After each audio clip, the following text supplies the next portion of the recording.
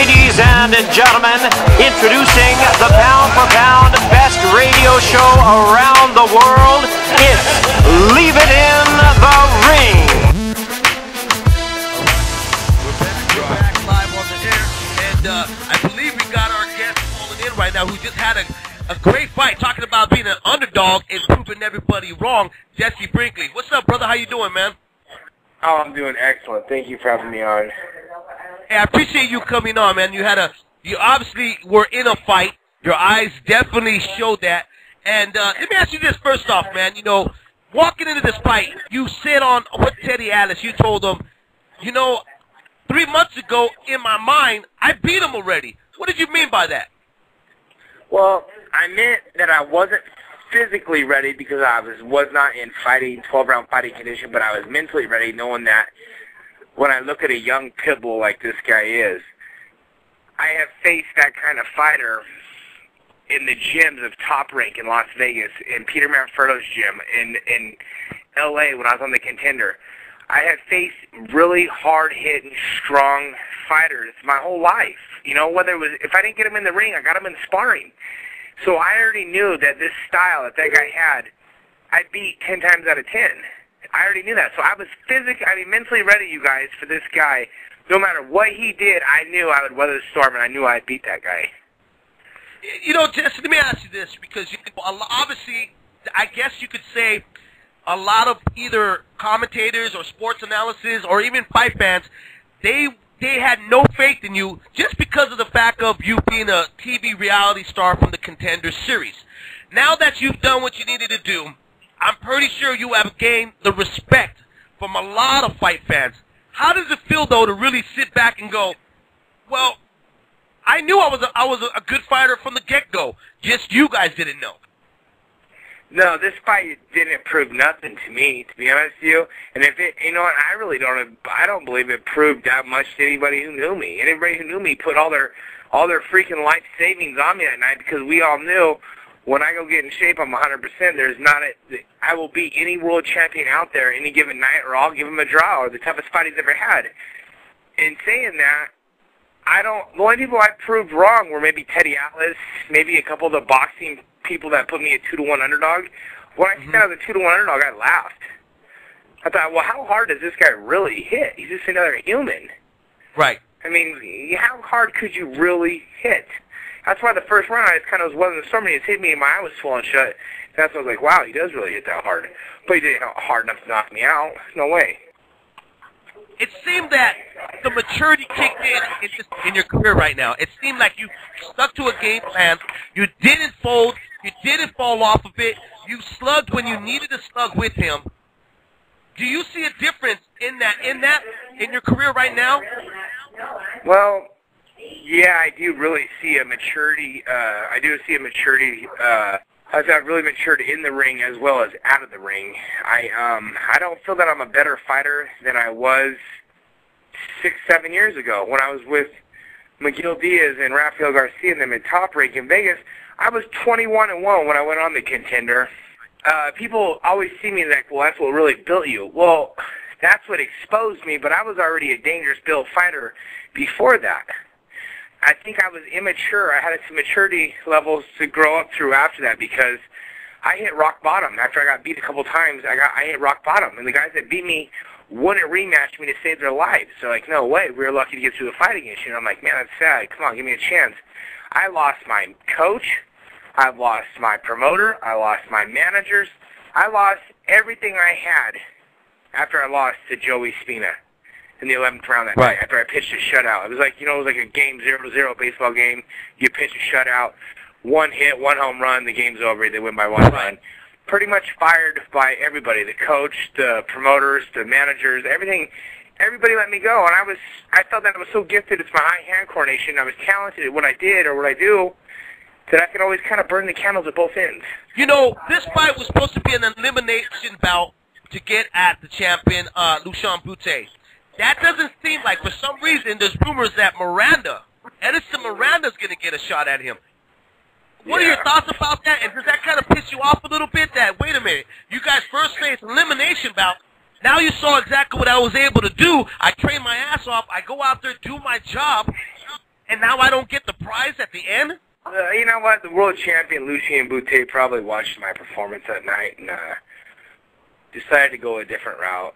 Because what you guys saw that night against Curtis Stevens is only about, I gave myself a low B. I could give more. I could give better. I could do better. I did enough. I fought a smart fight just to get through that fight and win in the way that I did. I know I have more to even give than I did in that fight. And maybe Lucien saw that and said, no, not right now. I'm not fighting him. Is that HBO is actually dictating the fact that they want Edison Miranda as an opponent if they're going to be televising the fight instead of you.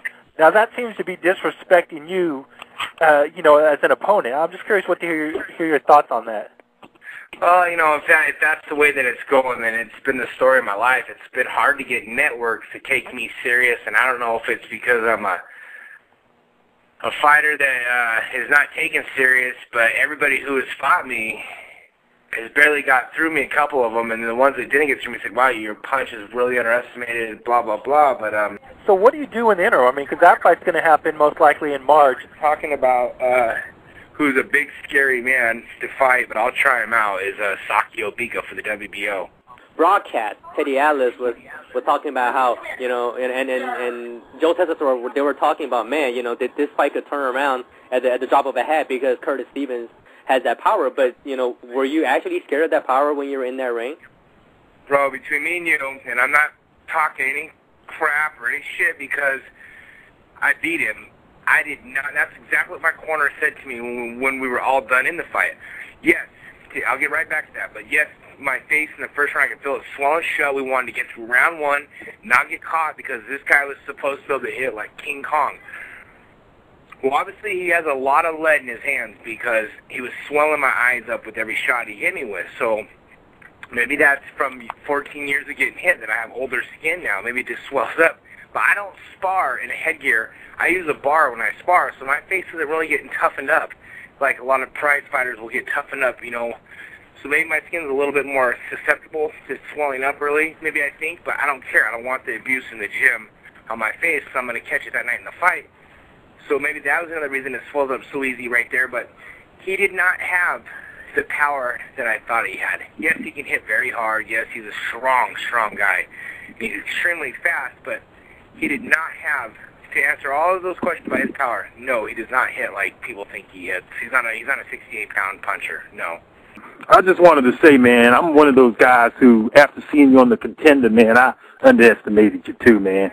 I mean, up until recently, but, as I tell my homeboys now, you one bad white boy, man. And I just wanted to say, man, when he came into this fight, I was watching it on ESPN. He was doing a lot of trash talking. He was saying he was going to knock you out in one round and this and that. And he looked like he wanted you to just be scared that, he's a brother with some tattoos from New York. And you came in there. At what point did you notice that he was discouraged? Because as the fight went on, he seemed to be really discouraged. What point did you realize that you had kind of taken this young kid's heart from him? Probably about a third of the way, a little more than halfway through the first round, I realized, actually like 4 or 5 seconds into the fight, when we were throwing some punches on him with a jab, I was just moving around, seeing what he was like. Right there, I knew that it's going to be exactly the same way that I thought of 2 or 3 months ago. But then you still have to feel his initial engagement, his power. And then once I felt all that, I got through the first round, right at the very end of the first round, I remember I smiled and I looked at him, I stuck my tongue at him, I said, you ain't shit. You ain't shit, Curtis. I went back to my corner, sat down, and I told him, I got this guy. Can't use the words I used, but I got this guy. And who would you like to fight the most? If you got a chance to fight any of them, which one right now would you say, man, I could take that guy right there? For the power punching, in my style, it'd be Carl Froch. I could beat Froch right now. Froch is the one that I would love to take. Yeah. I would want to stay away from Darrell. I'd want to stay away from Works or fast, slick boxers who can switch up either way. Carl Froch, the big, tough white boy that comes at you with some kind of condition and strength that's freaky, so he'd be a good one. Even the other guy, Arthur Abraham, I wouldn't mind trying him out. Some of the times you got to be a lion tamer. Go out there and tame the lion. Oh, I like that. I like that, brother. I like that. Look at, another one I would have almost thought that I could get a shot with would be Kelly Pavlik at a catchweight. What's his name? Chavez Jr. I want to try him out, and I want to try out John Duddy. There's like 3 fighters that I want to try out. I was going to say, did you let Curtis Stevens off the hook then? Because I was surprised that he was able to stay around after that 6th round. I thought, oh man, he doesn't look so great.